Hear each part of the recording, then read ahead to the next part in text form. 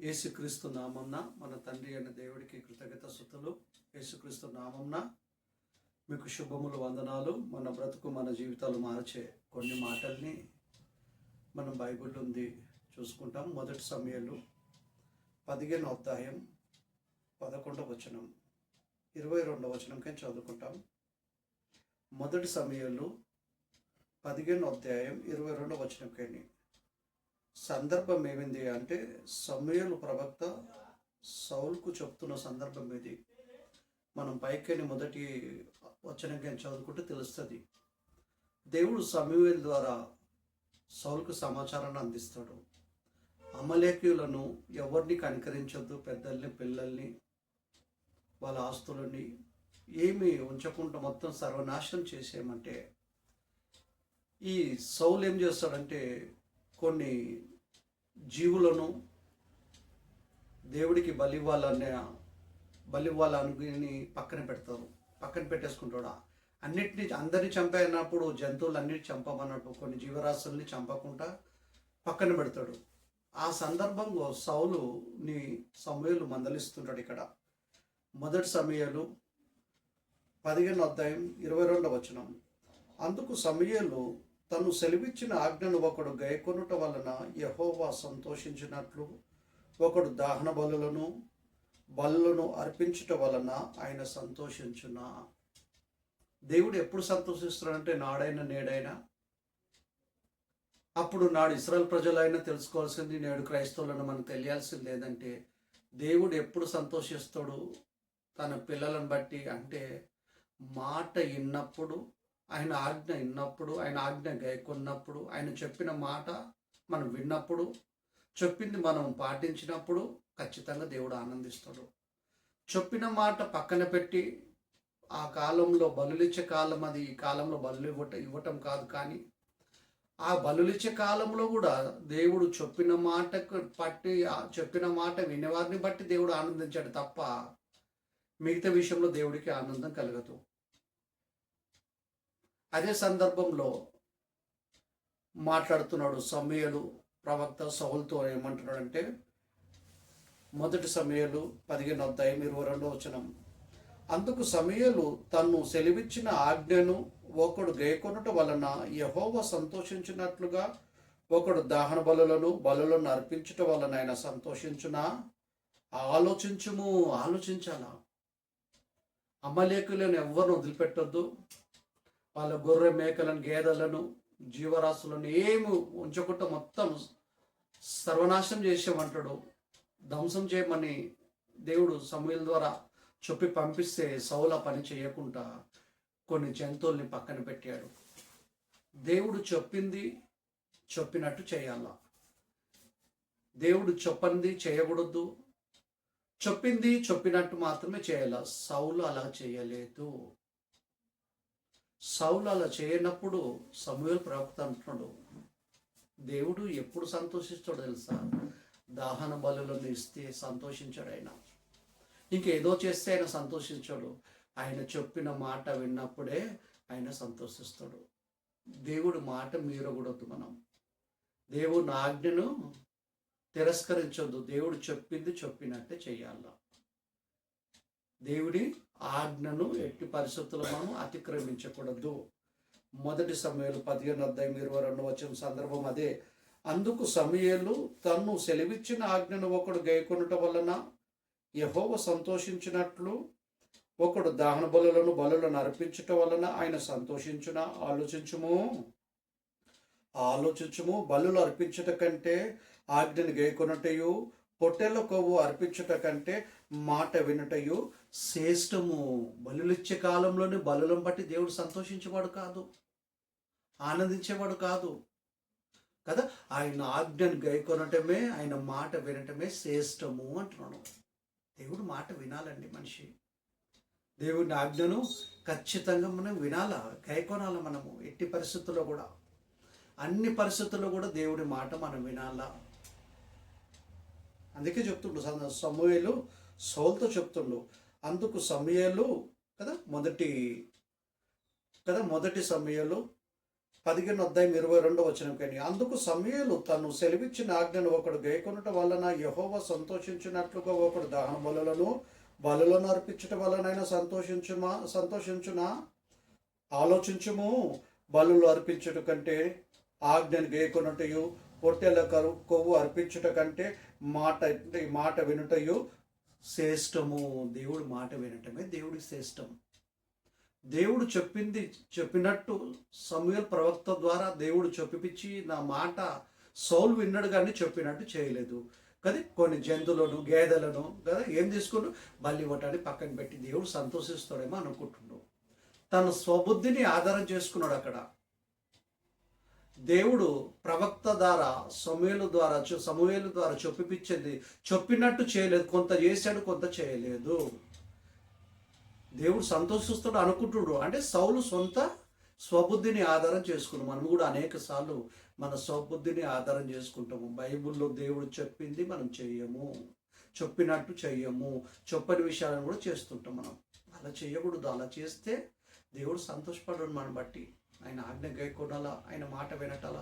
ఆయన ఆజ్ఞ గైకొనటమే శ్రేష్టము కదా. చక్కని మాట. ఆయన ఆజ్ఞ గైకొనుటయే పొట్టెల పురుగు అర్పించుట కంటే మాట వినుటయు శ్రేష్టము. దేవుడు మాట వినటమే శ్రేష్టము. ఒకవేళ మనం ఆయన మాట వింటలేమంటే దాని అర్థం ఏందో తెలుసా? క్రైస్తవులు చాలామంది మనం అనుకుంటాం మనం విగ్రహార్థం చేయట్లేదు, అన్ని జనులు కదా విగ్రహాలను మొక్కుతారు, విగ్రహార్థం చేస్తాం, మనం చేస్తలేం కదా అనుకుంటాము. మనం కూడా విగ్రహార్థం చేస్తున్నాం మనకు తెలియకుండానే. ఏంటో విగ్రహార్థాన్ని చూస్తాం. అలానే 1 సమూయేలు 15 కంటిన్యూ 23 కానీ చూస్తాం. మళ్ళీ 22 15 1 సమూయేలు 15 కానీ చూసుకుంటాం. అందుకు సమూయేలు తను సెలవిచ్చిన ఆజ్ఞను ఒకడు గైకొనుట వల్ల యెహోవా సంతోషించినట్లుగా ఒకడు దహన బలులను అర్పించుట వలన ఆయన సంతోషించిన ఆలోచించుము. బలులు అర్పించుట కంటే ఆజ్ఞను గైకొనుటయు పొట్టెల కొవ్వు అర్పించుట కంటే మాట అయినటయు శ్రేష్టము. తిరుగుబాటు చేయుట సోదె చెప్పుట అను పాపముతో సమానము. తిరుగుబాటు అంటే దేవుడి మాట వినకపోవటమే మనం తిరుగుబాటు చేస్తున్నాం. పరిశుద్ధంగా మనం జీవించాలా, ఆయన ఆజ్ఞలను గైకొనాలా. ఈరోజు మన వాక్యం చదవటం మానొద్దు, దేవుని ఆరాధించటం మానొద్దు, ఆత్మీయత నుండి తొలగిపోవద్దు. మనం భక్తిగా ఉండాలా, మన పిల్లల్ని పెంచాలా. మన జీవించిన అంతకాలము మన బ్రతుకు కాలమంతా ఆయన మాటలను కంపల్సరీ వినాలి, మనం గైకొనాలా. ఒకవేళ మనం ఆ పని చేస్తలేమంటే, వాక్యానుసారంగా మనం ప్రవర్తిస్తలేమంటే తిరుగుబాటు చేస్తున్నాం అన్నమాట. ఎవరి మీద? దేవుడి మీద తిరుగుబాటు చేస్తున్నాం. అలాగ దేవుడి మీద తిరుగుబాటు చేసే వాళ్ళని దేవుడు దేంతో పోల్చాడంటే తిరుగుబాటు చేయుట సోదె చెప్పుట అను పాపముతో సమానము. అంటే దేవుడి మాటలు వినకుండా మనం దేవుడి మీద తిరుగుబాటు చేస్తున్నాం అంటే సోదె చెప్తారు తిరిగే వాళ్ళు ఉంటారు కదా, సోదె చెప్పించుకుంటారు. సోదె చెప్పుత పాపముతో సమానం అంటే మనం తిరుగుబాటు చేస్తే ఏ పాపం చేస్తున్నాం? మనము సోదె చెప్పుతో పాపంతో సమానం అంటే ఆ పాపం కూడా మనం చేస్తున్నాము. తిరుగుబాటు స్వభావం మనకు ఉందంటే సోదె చెప్పు పాపంతో సమానం అంటే ఆ పాపం కూడా మనం చేస్తున్నామని అర్థం. నెక్స్ట్ ఇంకోటి చూసుకుంటాం. అలానే కంటిన్యూ వచ్చాడు తిరుగుబాటును కదా. 1 సమూయేలు 15 23 తిరుగుబాటు చేయుట సోదె చెప్పుటను పాపంతో సమానము. మూర్ఖత్వను అగుపరచుట మాయ విగ్రహములను గృహదేవతలను పూజించుటతో సమానము. మనము మూర్ఖత్వంగా ప్రవర్తిస్తున్నాం, మూర్ఖత్వంగా జీవిస్తున్నాం, మూర్ఖత్వమును అగపరుస్తున్నాం. మన ప్రవర్తన ద్వారా, మాటల ద్వారా, మన నడవడిక వల్ల దేవుడికి లోబడతలేము అంటే మనం ఏం చేస్తున్నాము? గృహ దేవతలను పూజిస్తున్నామని అర్థం. అంటే విగ్రహారాధన. చూడండి, తిరుగుబాటు స్వభావం మనలో ఉంది అంటే దాని అర్థమైంది వాక్యానుసారం మనం బ్రతకట్లేదు, దేవుడికి భయపడతలేదు, దేవుడికి లోబడతలేము అంటే దాని అర్థం ఏంటో తెలుసా? మనము కదా సోదె చెప్పు తన పాపముతో సమానం అంటే చెప్పే విధానం పాపము. ఆ సోదె చెప్పే పాపాన్ని కూడా మనం చేస్తున్నాం అన్నమాట. మూర్ఖత్వం పరచుట అంటే మూర్ఖత్వంగా మనం ఉంటున్నాం అంటే దాని అర్థమైంది మూర్ఖత్వము అగుపరచుట మాయ విగ్రహము గృహదేవతలను పూజించుటతో సమానము. చూసావా, ఒకవేళ మన మూర్ఖత్వం ఉంది అంటే మనం ఏం చేస్తున్నాము? మాయ విగ్రహము గృహదేవతలు, కొంతమందికి గృహదేవతలు కులదేవతలు అని కొన్ని కుటుంబాల్లో అనిజనులు ఉంటాయి. మనం కూడా వాటిని పూజించుటతో సమానం అంటే మనం కూడా విగ్రహార్థన చేస్తున్నాము. ప్రాక్టికల్గా కదా, ప్రత్యేకంగా మనం విగ్రహార్థన చేయకపోవచ్చు, ప్రత్యేకంగా మనం శోధి చెప్పకపోవచ్చు. తిరుగుబాటు స్వభావం మనకు ఉంది అంటే, దేవుడి వాక్య ప్రకారం మనం జీవించట్లేదంటే కదా, మందిరానికి వెళ్ళి మనం దేవుడి మాటలు అర్చర్ధగా వింటున్నామంటే, వాక్యాన్ని మనం ఫాలో అవుతలేమంటే, భక్తి కలిగి మనం జీవిస్తలేమంటే, దేవుడి మీద తిరుగుబాటు చేస్తున్నామంటే, సోది చెప్పటోళ్ళంటే దేవుని దృష్టికి కదా పాపము. సోది అంటేనే పాపం. సోది చెప్పటోళ్ళన్నా సోది అన్న పాపం. అంటే దేవుని దృష్టికి సోది చెప్పే పాపాన్ని మనం చేస్తున్నాము. నెక్స్ట్, మూర్ఖత్వం మనకుంది. మూర్ఖత్వమును అగపరుస్తున్నాము మన మాటల చేత, మన ప్రవర్తన చేత, మన నడవలికల చేత మూర్ఖత్వాన్ని అగపరుస్తున్నాం. అంటే మన స్వభావంలోనే మూర్ఖత్వం కనిపిస్తుంది అంటే దాని అర్థం ఏంటంటే, మాయ విగ్రహమును గృహదేవతలను మనము పూజిస్తున్నామని అర్థం. అంటే విగ్రహార్థం చేస్తున్నాం. దేవుని దృష్టికి మనం విగ్రహార్థం చేస్తున్నాం.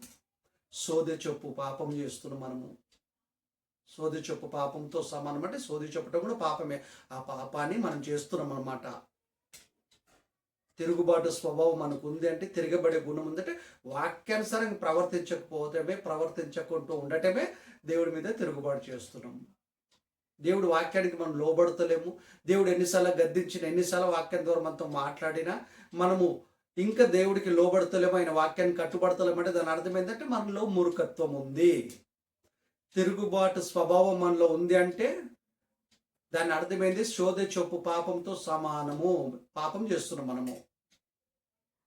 తిరుగుబాటు స్వభావం మనకు ఉందంటే సోది చెప్పు పాపంతో సమానం. అంటే సోది చెప్పే పాపం, సోది చెప్పే పాపాన్ని మనం చేస్తున్నామని అర్థం. అపవాది మన చేతి చేయిస్తుంది. మూర్ఖత్వాన్ని ఇంకా మనం అగపరుస్తున్నామంటే మాయ విగ్రహమును గృహదేవతలను పూజిస్తున్నాము. మనము విగ్రహార్థాలు చేస్తున్నామని అర్థం కదా. తిరుగుబాటు చెయ్యుట, సోది చెప్పుట అను పాపముతో సమానము. మూర్ఖత్వను అగుపరచుట మాయ విగ్రహమును గృహదేవతలను పూజించుటతో సమానము. తిరుగుబాటు స్వభావం ఉంటే సోది చెప్పుతున్నారు వాళ్ళని అంటే, సోది చెప్తున్న వాళ్ళు చాలా మంది ఉంటారు. సోది చూపెట్టుకున్న వాళ్ళు ఉంటారు. సోది చెప్పటం కూడా పాపం. మనం సోది చెప్పకపోయినా తిరుగుబాటు స్వభావము ఉందంటే సోది చెప్పు పాపంతో సమానము. మనం విగ్రహార్థం ప్రాక్టికల్గా విగ్రహార్థం చేయకపోయినా తిరుగుబాటు స్వభావము కదా, తిరుగుబాటు స్వభావం ఉంటే సోది చెప్పు పాపంతో సమానము. మనము సోది చెప్పకపోయినా కదా, సోది పాపము, సోది చెప్పటము దేవుని దృష్టి పాపము. అలా పాపం చేస్తున్నామని అర్థం. మూర్ఖత్వం అగపరుస్తున్నామంటే దాని అర్థం ఏంటి కదా, కదా మాయ విగ్రహమును గృహదేవతలను పూజించుతో సమానము. అంటే విగ్రహార్థం చేస్తున్నాం కదా. ప్రాక్టికల్ చేయకపోయినా కదా మనము దేవుని దృష్టికి నేరస్తులం అయిపోతున్నాం. ఎలాగా? తిరుగుబాటు స్వభావం ఉండటం వల్ల సోదే చెప్పే పాపంతో సమానం అంటున్నాడు. మూర్ఖత్వం అగుపరచుట వలన మాయ విగ్రహమును గృహదేవతలను పూజించుటతో సమానము. ఈ రెండు పాపాలను మనం చేస్తున్నాము. మళ్ళీ అంటాము వేరోళ్ళు విగ్రహార్థకులం అంటాము. మనమే తెలియక మనం విగ్రహార్థం మనం చేస్తున్నాము. దయ్యం మనతో చేయిస్తుంది. అందుకే ఎప్పుడు తిరుగుబాటు స్వభావం మనలో ఉండొద్దు, మూర్ఖత్వం మనలో ఉండొద్దు. ప్రతిరోజు బైబిల్ చదవాలా, బైబిల్ వెలుగులో మన జీవితాన్ని మనము పరీక్షించుకోవాలా, వాక్య ప్రకారంగా మనం జీవించాలా. ఆయన మాట వినటమే శ్రేష్టము. ఆయన మాట వినాలి మనం. ఏదో సువార్త నిమిత్తం దానాన్ని ఇస్తున్నాం కదా, సేవకులకు సహాయం చేస్తున్నాం కదా, కొంతమంది సేవకులకు భోజనం పెడుతున్నాం కదా, పర్వాలేదే అని మనం అనుకోకూడదు. దేవుడు అప్పుడు కాదు సంతోషించేది, ఆయన మాట అయినప్పుడే, ఆయన ఆజ్ఞ గైకొన్నప్పుడే దేవుడు సంతోషిస్తాడు. కనుక ఖచ్చితంగా మనము తిరుగుబాటు స్వభావం మనలో ఉండకూడదు. తిరుగుబాటు ఉందంటే సోది చెప్తున్నాం అన్నట్టు అర్థం. అంటే ఆ పాపంతో సమానం మనం సోది చెప్పకపోయినా. మూర్ఖత్వం మనలో ఉంది. మూర్ఖత్వం అగుపరుస్తున్నాం అంటే దాని అర్థం ఏంటి? మనం విగ్రహార్థన చేయకపోయినా, విగ్రహాలను పూజించకపోయినా, మాయ విగ్రహమును, గృహ దేవతలను పూజించుటతో సమానము అంటే విగ్రహార్థన చేస్తున్నాం అని అర్థం దేవుడి దృష్టిలో. కనుక మనం బాగా బైబిల్ని చదువుతాం, ధ్యానిస్తాం, ఆలోచిస్తాం. విశ్వాసం నుండి, ఆత్మీయత నుండి తొలగిపోకూడదు. మనం వాక్య ప్రకారంగా మనం ప్రవర్తించాలా. ఇంకో మాట చూసుకుంటాం. కొలస్సీయులకు రాసిన పత్రిక 3వ అధ్యాయము కొన్ని వచనాలు చూసుకుంటాం. 5వ వచనం, కావున భూమి మీద ఉన్న మీ అవయవములను అనగా జారత్వమును, అపవిత్రతను, కామకత్వమును, దురాశను, విగ్రహార్థనైన ధనాపేక్షను చంపివేయండి. అంటే ధనాపేక్ష ఉండటం కూడా విగ్రహార్థనే. మనకి ధనాపేక్ష ఉందనుకో, ధనం మీద బాగా ఆశ ఉందనుకో, మనం ఏం చేస్తున్నట్టు? మనము విగ్రహార్థం చేస్తున్నాము. ధనాపేక్ష అయిన విగ్రహార్థాన్ని చంపివేయండి అంటున్నాడు. అంటే ఆలోచనలు ఉండకూడదు. మనము కలిగిన దాంతో తృప్తి కలిగి ఉంటాం. దేవుడు మనకి ఇచ్చిన సామర్థ్యం బట్టి మనం తృప్తి కలిగి ఉంటాం.